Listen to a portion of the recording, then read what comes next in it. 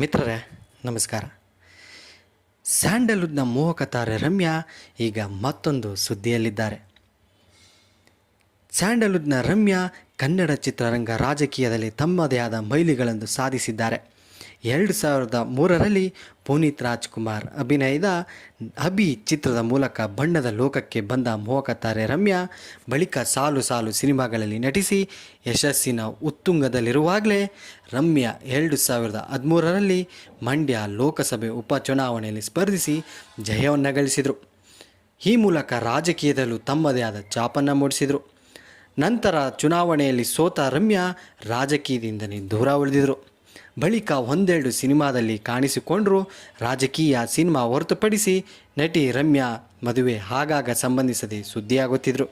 ಹೌದು ವೀಕ್ಷಕರೇ, ತೆರೆ ಮರೆಯಲ್ಲಿ ಹಸೆಮಣೆ ಹೇರಲು ಸಿದ್ಧತೆಯನ್ನು ನಡೆಸಿದ್ದಾರೆ. ಮಿತ್ರರೇ, ನಟಿ ರಮ್ಯಾ ಮದುವೆ ನವೆಂಬರ್ ತಿಂಗಳಲ್ಲೇ ನಡೆಯಲಿದೆಯಂತೆ.